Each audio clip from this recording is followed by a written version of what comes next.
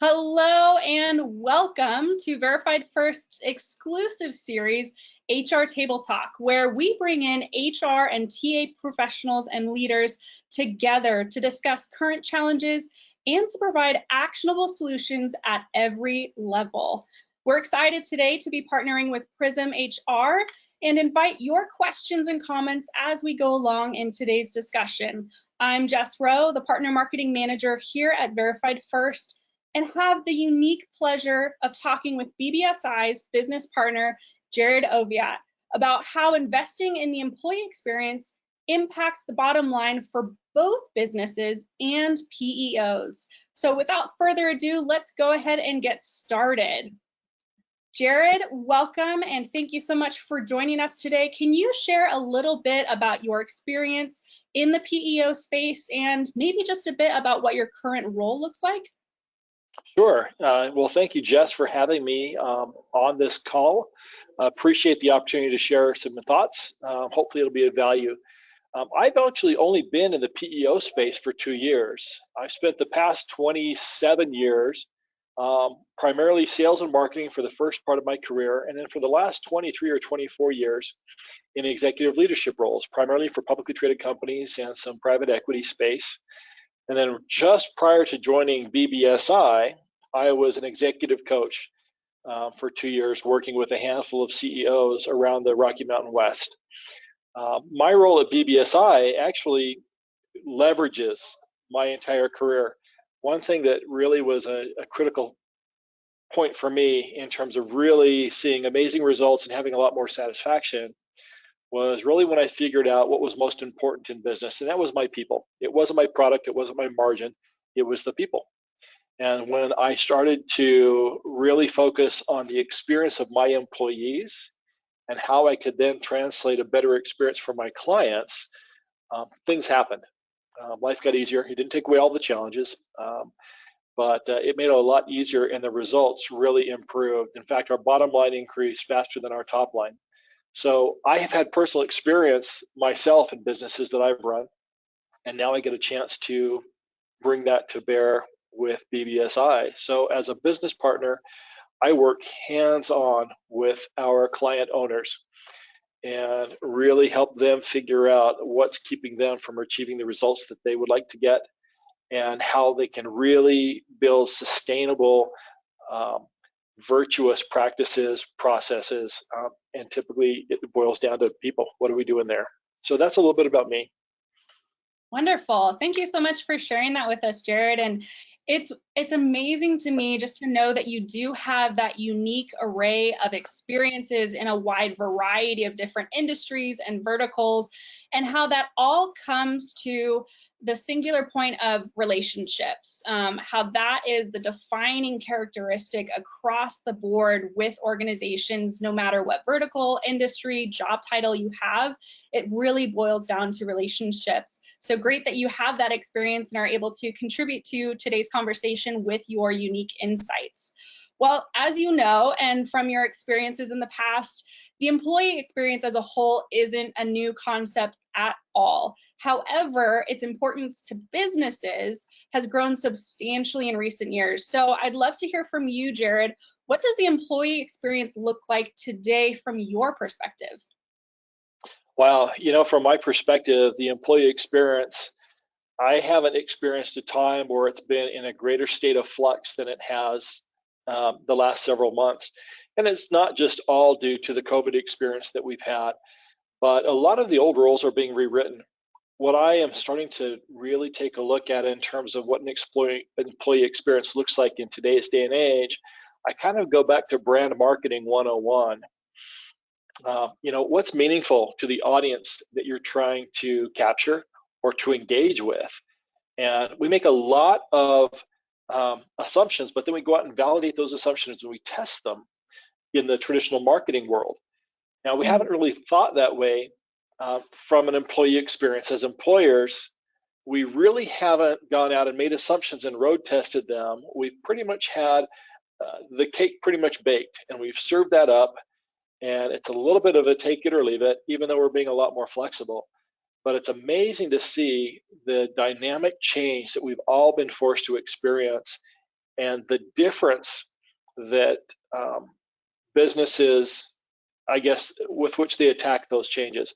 Some lean into it and throw the rules out the window, and some hunker down, and some kind of are in between those two ends of the spectrum. So, from my experience, I don't see any hard and fast rules now, but what I do see are some principles that come into play. And there are a lot of the same things that our industry has been talking about for years in terms of employee engagement. But now our feet are held to the fire in terms of really putting that into practice. We just can't preach it. We've got to put it into practice and go and road test some new ideas. So a little bit of a long, fuzzy answer, but I think we're in a unique opportunity in terms of what would we like it to be. If we were to begin a new brand today, we would have the option of picking what we want to stand for, what customer we want to attack, and what makes us different than everybody else. And I think this is a great point in time for any business to really define their own world and then translate that into what does that deliver in terms of an experience for people who want to come and play in that world with us. Absolutely. I love how you make that connection back to the brand. And it's really establishing who do we want to be perceived as in the market to prospective candidates and employees for our organization. And just from the PEO's perspective, I mean, that's even more unique because they have to then consider, these are our clients that we're taking on, and our clients are creating an atmosphere, an experience for the employees themselves. And those dots connect all the way through. It's not just the end user, the employee of an organization, but it's really critical for the branding to be consistent across the board so that the PEO feels that they can adequately support their client in that process. So I love that you touch on that. And, you had mentioned today we're absolutely in a war for talent. So many organizations have a myriad of open positions and job postings. So it's really in favor of the candidates here. So particularly from a PEO's perspective, how has the war on talent impacted the employee experience, and what does that look like from a PEO's standpoint? Wow, that's a big question. The war on talent, I had a chance to sit down in a meeting with some folks from the U.S. Chamber of Commerce last week. And not just because of the COVID and all the things that we're hearing there in terms of the influencing the Great Resignation, but we also have the impact of the old silver tsunami, where the baby boomers are starting to hit retirement age. And so there's just a lot of factors coming into play. So I don't think I have one specific answer, but I notice about three different trends. One I think is that the implications of the war on talent, I think it's become more critical for PEOs to really clearly define our brand, what we uniquely stand for and bring to the table, because a lot of the services we provide are very transactional and supportive, which are great. We can take that burden off our clients, but that's not sufficient to help them, our clients, succeed. And so we, as a PEO, I believe, need to really, again, be clear on who we are as a brand, and then how do we go and find and sell our unique brand and find people and attract people who share our values and are willing to do that kind of work behind the scenes on behalf of our client and to help them as well. So I don't have an answer in terms of, I think, how we can start to win. I think it comes back to how do we attract the best of the best that share our values and share our mission as a brand, and then let's find some ways that they can deliver meaningful value for our clients. So you had mentioned, how are we brand consistent from top to bottom?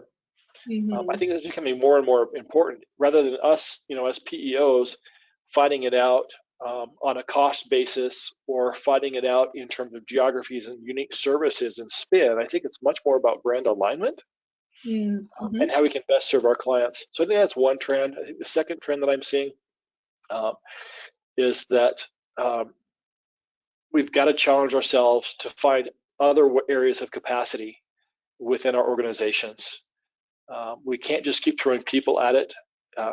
Obviously, technology comes into play, but I think challenging assumptions, for our clients and challenging assumptions in terms of the bodies that we interface with on the outside of the world on behalf of our clients. I think PEOs need to advocate and challenge those assumptions so that we don't get tripped up specifically on trying to solve the talent equation. And I think the third trend that I see overall as PEOs is really doubling down and communicating clearly the value that PEOs bring to business owners of all size. You know, we've all had experience with startups through legacy generational companies, and there is really no time now than ever before that they need PEOs to help them out.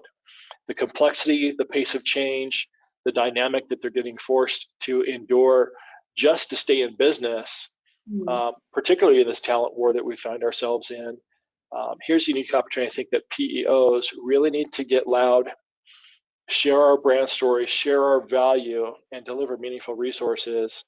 And at least in my experience so far in our region, we seem to have a much more willing audience that will investigate the resources that a PEO could bring to the table than ever before.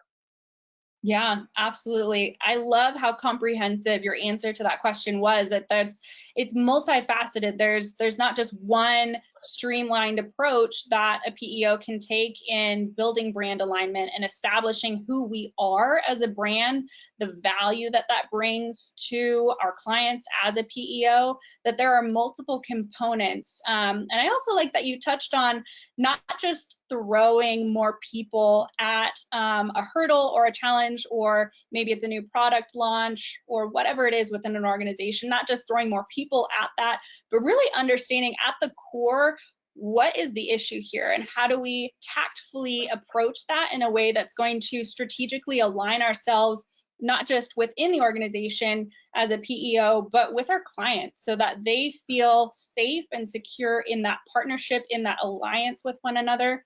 So great that you touched on that.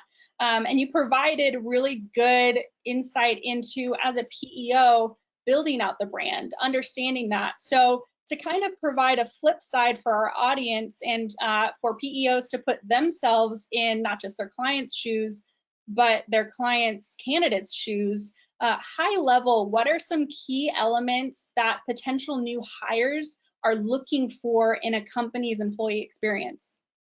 Wow. Well, see, here's where I said before that all the rules are thrown out the window. I think this just shines a spotlight on the critical stuff we've been talking about for years in terms of employee engagement.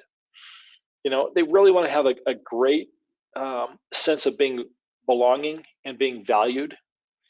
And those rules are being rewritten in terms of workplace, right? We're remote, we're virtual, we're in and we're out, those kinds of things.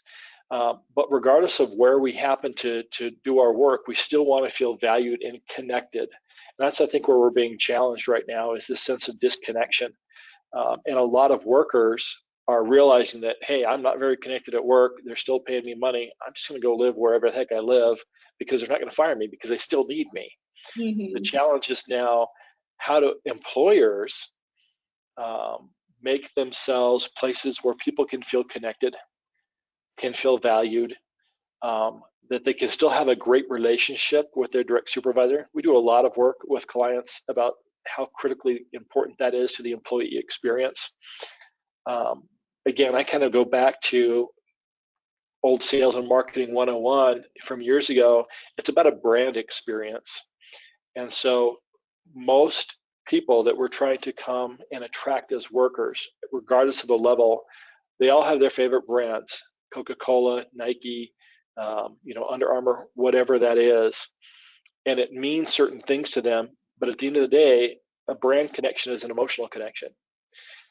And it's not sufficient anymore for employers to have competitive salaries, competitive benefits, and a competitive work environment. I'm not advocating for cereal bars and ping pong tables in the break rooms, because the break room is your couch at home for a lot of employees. But it really comes down to, what is the emotional connection I can make? So that means our job posts on the very intake is going to be a marketing post. It's not a job post. What's the emotional connection that you're going to get by looking at us as a place of employment? When we do an initial phone screen or the initial interview, sure, a lot of it's about, hey, come work for us and we're marketing ourselves to you, but it's also trying to find a value alignment. Is there a natural connection that already exists? And if there is, let's double down on it. If there's not, let's don't give in to the panic of hiring and make a bad decision because they were the ones that responded to us, because we're just going to turn those people over and over again. So I think a big piece of it is think of ourselves as a brand experience, not as necessarily a transactional employment experience. What's the emotional connection that we want to extend? What's the emotional overlap and alignment that we have so that we can keep our employees engaged? And we need to listen and develop that relationship. Once we've got them, that's our most precious relationship right there, is that employee that we just got. So all the usual things we talk about, right? What's our onboarding program? We've got to have a process around that. It's amazing how many clients we talk to around the country that have got a bulletproof marketing plan, they've got a bulletproof sales plan, they've got a bulletproof distribution plan. But then we ask them about their employee plan, we get crickets. So yeah, I mean, for me, I think it's all about engagement, but it's a spotlight. Engagement is an emotional connection, and that's brand 101. And that needs to be consistent. We need to be consistent and transparent from top to bottom as a company, and it has got to include the employee experience in the brand experience. Absolutely. You bring up so many great points for us today. And I love that at the end of the day, it really truly drills down to the relational side of things, the emotional connection that human beings innately have this desire, whether they can help it or not, to feel known, to feel heard and valued. And if you translate that into the job posting, like you said, it's not just a job posting, it's really marketing, going into that, developing and refining it so that whoever their ideal candidate is, the second they read through that, they feel an emotional connection. They feel like, you know what, at this company, I feel confident that I would feel heard, that my opinions would be validated, and that leadership would take it seriously. And from the PEO's perspective, I mean, that just goes to say, you know, for employee retention, long-term, the longevity of that new recruit, that onboarded employee is going to build positive word of mouth so that that employee becomes a natural promoter for the company. And then, you know, that's going to also contribute to scalability and profitability and the bottom line of knowing that your employees wake up every day and look forward to going to their job because they have that well-built emotional connection with other people within the company. So going off of that, you know, companies, we talk about, there's so many posts out there on LinkedIn, you know, you got to build a really great employee experience, the candidate experience. And some companies might look at that and say, well, we just don't have time for that right now. But at the end of the day, what a lot of those companies don't realize is that they have a company culture and an employee experience, whether or not they realize it. So how can one identify and define what their employee experience is? Wow. So that's probably the starting place of any sort of brand conversation from an employee experience or brand experience is, first of all, we've got to define what it is. You strip it out. We talk with a lot of our clients about what's non-negotiable in your equation. So what's non-negotiable for us as a business? What's non-negotiable for us as our values? What's non-negotiable for us in terms of the results that we expect to deliver for ourselves and for our customers? And everybody has to agree on those things. If we have different versions of that, then we're going to be giving a very scattered experience to our employees when they come in, because they're going to be having mixed messages going on. And we all like to hit, you know, clearly defined goals, and whatever that scoreboard looks like, we like to be measured. So I think the first thing to do is really figure out what's the top 3 non-negotiables as it relates to the experience your company delivers to your customers, first and foremost. Secondly, then, what's the non-negotiable 3 to 5 things that we have to have in people? Now, not in the roles or the jobs that they perform, Well, what are the things that we have to have in people? Because we don't hire jobs, we hire people. It's amazing, right? We trip up when we say, oh, but the person's got all the skills and they've got the experience, but yet they still are not a good hire for us. They might be a great hire for somebody else, but they didn't work out for us because we've never defined what's non-negotiable in the equation. And then we have got to protect and really make sacred that experience for our employee. So I said start with the customer and then go to the employee. But once we've got them, I flip that and put the employee at the center of the hub, because the employee is the one that delivers our services and our products and our experience to our customers. And so if we're not consciously thinking about how to create true brand advocates amongst our employees, throwing money at marketing, throwing money at new customer acquisition, throwing money at customer retention is downstream. And our most effective dollar and our most effective dollar and our most effective time spent is as far upstream as possible, and that starts with our employees. And so start with the customer, move to the employee, focus on the employee, and then really build a campaign around how to make sure that our employee experience is healthy and strong. And that doesn't mean soft and we cater to the employees and the tail wags the dog, but we're brand consistent. We find people who have that emotional overlap in values, and then we do everything possible to protect those values. And the natural outcome of that will be a good customer experience, because that's how they interface with our companies, is through our employees. I don't know if that really answered, but you can tell I'm very passionate about how to make it great. Now, that doesn't mean you make it soft. You don't make it easy. You can set a really high standard. You can be very selective. And that's one thing when I coach people to slow down, make a great job posting. It's a marketing element. And then use that through interviewing, is that also becomes a natural screening process. You'll go to 150 new applicants if you just say technician wanted. And maybe 5% of those might be a good fit. But if you say, mind readers wanted, and you define what you mean in terms of non-negotiable values in this interchange, you're going to screen out those 150 applicants out of the gate, and you're going to get 25. And of those 25, 20 of them might be outstanding or may have potential to be outstanding. So your best defense is actually to have that solid value base and those non-negotiables defined. So that's work that is well spent and well worth it, because you only have to do it once, and then you turn that work into tools that you empower everybody in the organization to hold people accountable, interface with your customers, interface with vendors. Wouldn't that be great if somebody came to a PEO and said, here's what's non-negotiable for us. Can you help us make that happen? Absolutely. Or, that's not our wheelhouse, but we've got somebody across town who can do those for you, but it's not us. It makes just things click better, removes friction. Absolutely.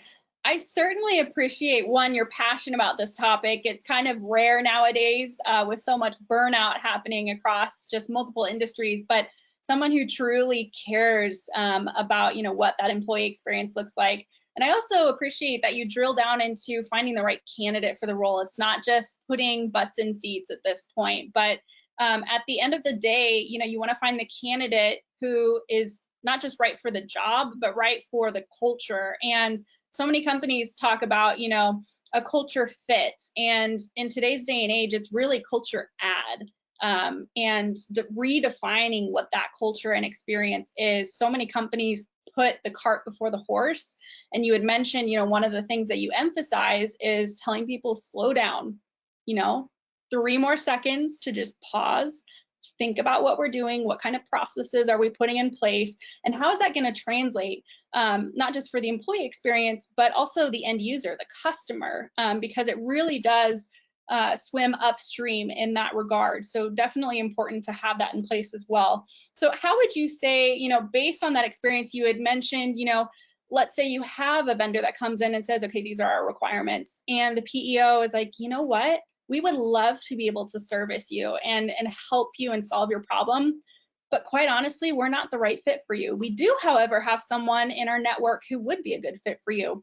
So how would you say that organizations could communicate their employee experience for candidates so that they can properly understand what that looks like, so that when vendors or PEOs are looking at their clients and their clients' end users, prospective employees, they have an adequate understanding of what the employee experience looks like? Yeah, kind of the same counsel that we really bring to our clients is slow down. Um, in terms of the relationship with a lot of our clients that we serve in the PEO world, we're the only person at their table that counsels them to slow down. Let's take a look at it. Let's look at the alternatives. And we ask a lot of questions. I think we need to do the same thing as PEOs of our clients. We're all eager, right, to help grow our businesses and to generate profitable revenue and to service our communities. But I think we'd all be better served to slow down. It's wonderful to start to get to know on paper who our competitors are, but we operate in a mindset of abundance. There is more opportunity out there than any of us could singly address. And when we slow down and we try to really understand the value that each other brings to the table, we're able to then ask more informed questions of our clients. We hopefully are going to teach by example to our clients, right? It's one thing to preach it, but when we put it into practice with the client work that we do, there's a lot more validity in that experience as well. So I don't know if it's a great answer to your question, but I keep going back to, you know what, let's slow down. Let's ask a lot more probing, deep questions to find out truly what experience do our clients need, what experience do their employees need, and do we have the resources to help those things come to pass? Now, if not, that doesn't mean it's not a great fit. It might be an eye-opener for us that, you know what, here's a blind spot we've been ignoring, or here's something that we can stretch and to grow, or here's some area that we can add an additional dimension onto the services that we bring to the table that we really haven't paid attention to before. And so going back to that whole idea of, you know what, there are plenty of employees out there. They're just not working for us right now. So how can we get them to work for us and challenge our clients that way? The same thing for us. There's plenty of opportunity out there. There's an abundant attitude that we can either get better, we can add more, or we can find a resource that we can happily hand off. Because at the end of the day, the only way that most of us grow revenue and profit is if our clients are spending more money on hiring people, paying higher wages, keeping their employees longer, minimizing the impacts on the bottom line, and as a result, value the relationship that the PEO brings to the table. So I think we actually demonstrate our value stronger up front with a lot of the questions that we ask and going a little bit slower than just trying to find nails that fit our particular hammer and pound those as quickly as we possibly can. Absolutely. I love that you emphasize, taking it slow. And so oftentimes, especially for startup companies or smaller companies, it's a matter of putting Band-Aids on bullet holes, just trying to do a triage, whatever works, to make sure that we're still operational and can move forward. So it's rare nowadays to find an organization that really encourages their clients, their PEOs, to slow down, look at the values, look at, before we execute on this large scale process, what are we looking to achieve with this, and how do we make that happen instead of just pushing forward automatically without really knowing what the key indicators for success really are for that.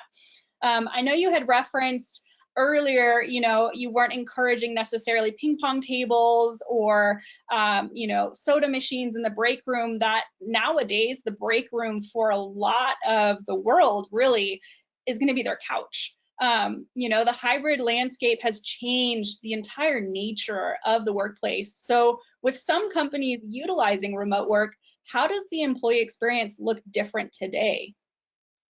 Well, this one is, again, where I said the rules are kind of being rewritten. We can really use this as a very unique opportunity to really strip it back to what really matters most to employees.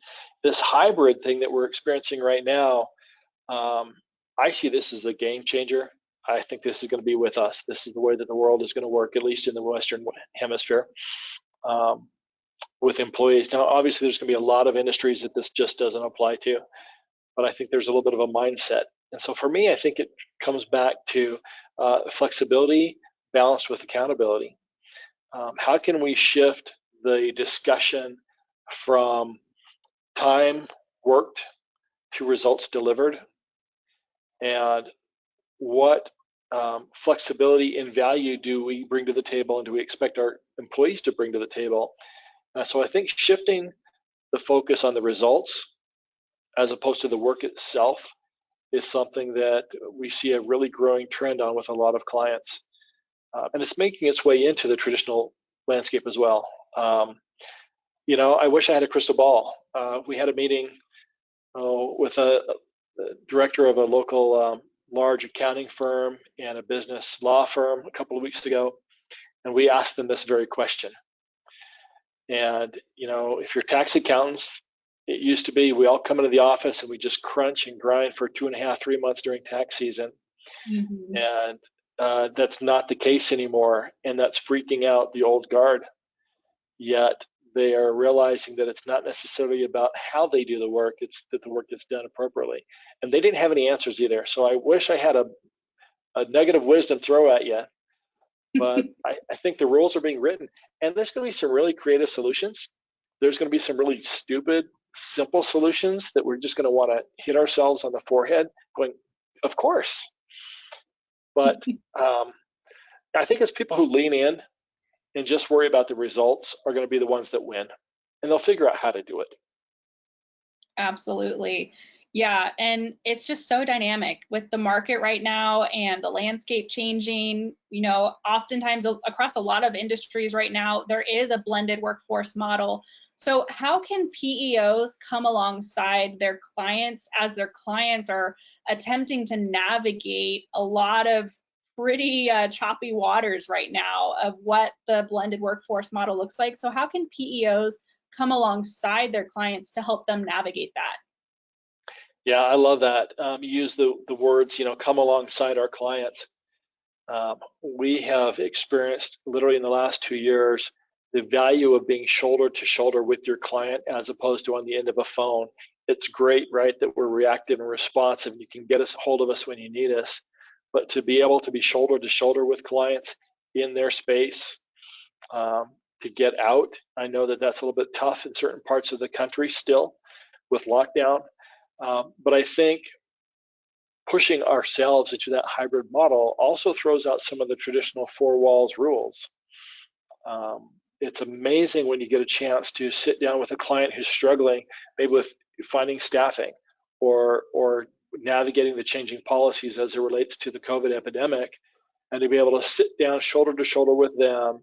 They have somebody that's a trusted resource that's not trying to sell them a solution, that's not trying to get a fee for a tax credit, but just literally trying to understand their world and help answer some tough questions, or help ask them even some tough questions and come up with solutions.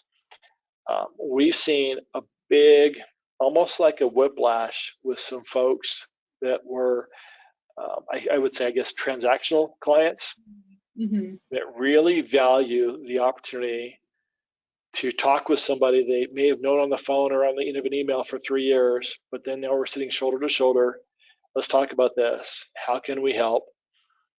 And figure it out together. It's amazing. Many of us on the call have had to become subject matter experts in legislation and tax policy and financial implications.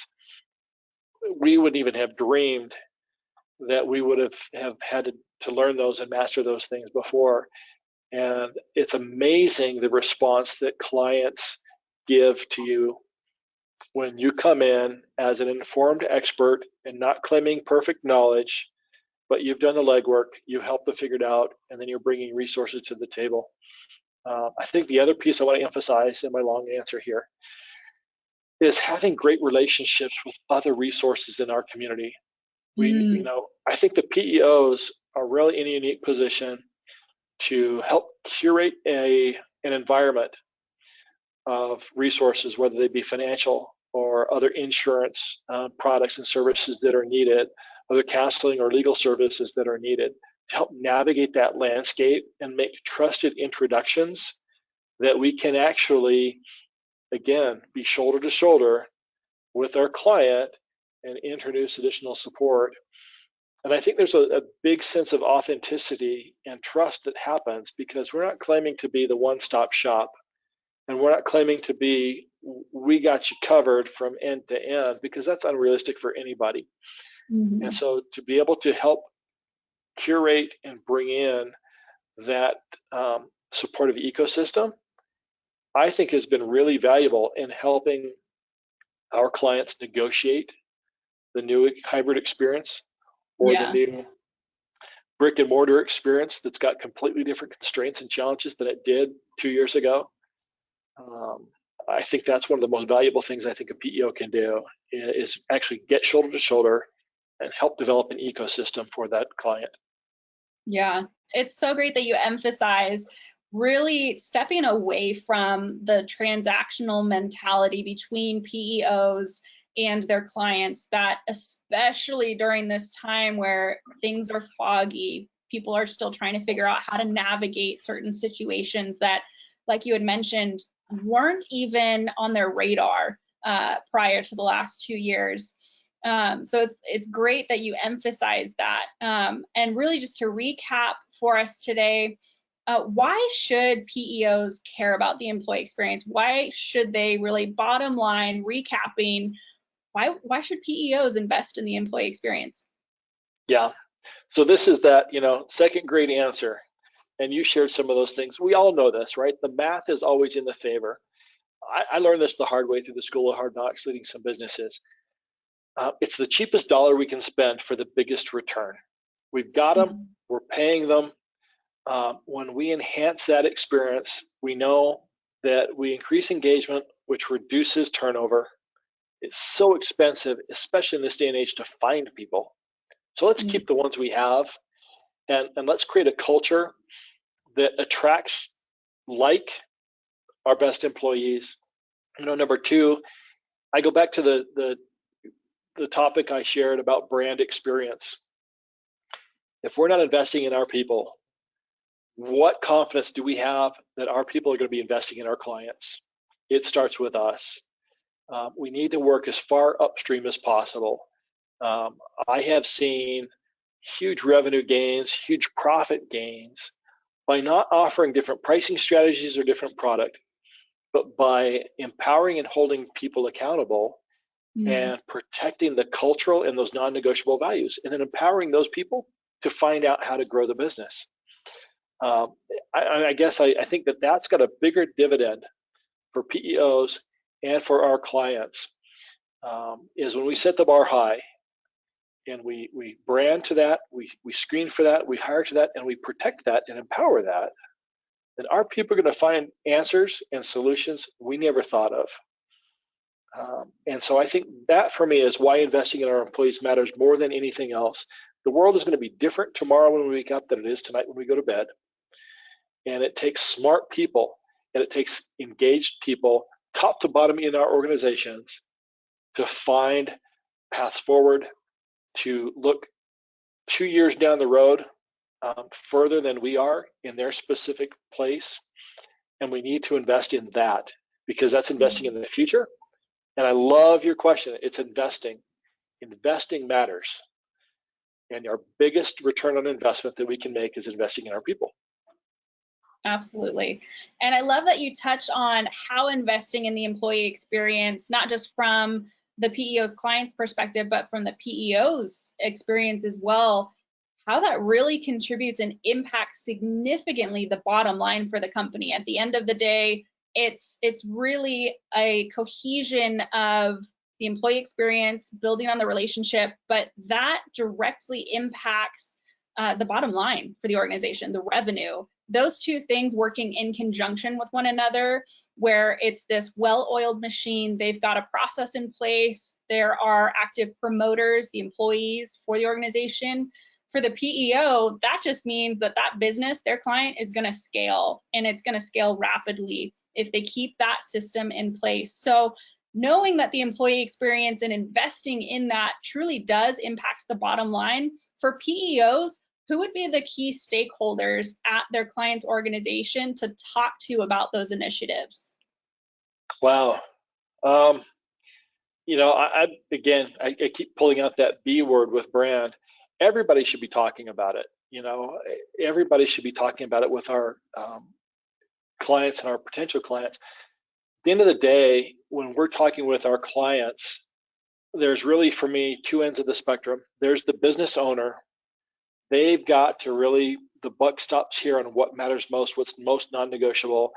And when you hold the purse strings, regardless of your stated role in the organization, the world looks at the owner.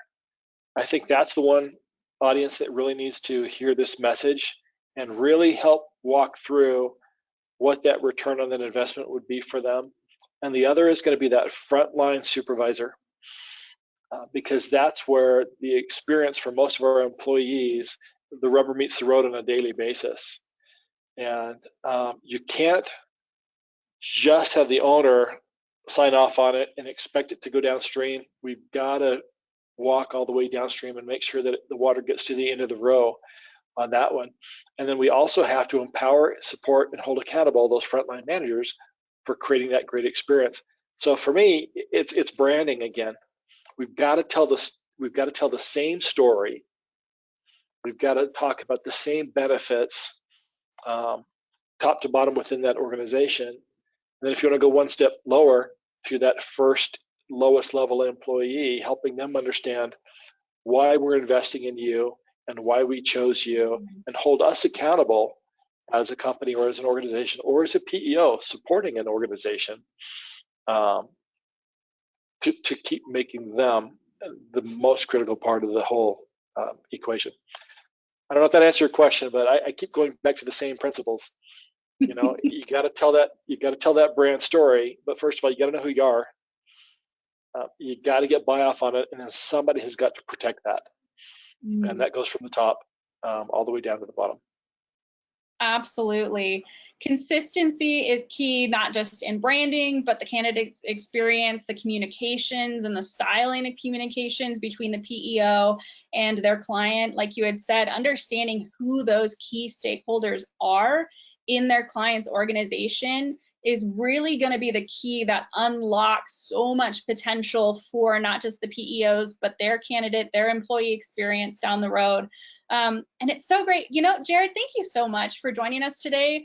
I feel You're like welcome. we were able to explore, you know, let's look at the book smarts. A lot of people have book smarts, but you brought the street smarts. Here's how to actually implement and apply these practices so that your business can scale and grow and do so at a healthy rate, a pace that, you know, we're at a small organization. Slow down before we scale and grow at that exponential rate. Let's understand why we're doing it, our key objectives. So I learned so much from our conversation today. I can only imagine what our audience members learned today. So again, thank you so much for joining us. Thank you.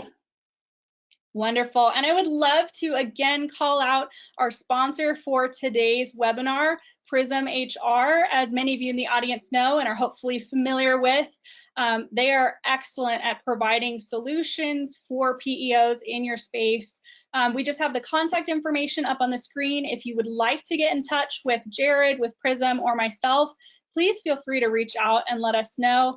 And just really quickly, we do have a very brief survey at the end here. I'm not lying, it's maybe 4 to 5 questions. We'll keep it simple, but really it's to help us improve for these types of table talks so that we can bring you more value in the end, and the next experience you have is even better than today's. So again, for those joining us, thank you so much for investing your time today to join Jared and I. And Jared, thank you so much again. You're welcome. All right, well, have a wonderful rest of your day, everyone.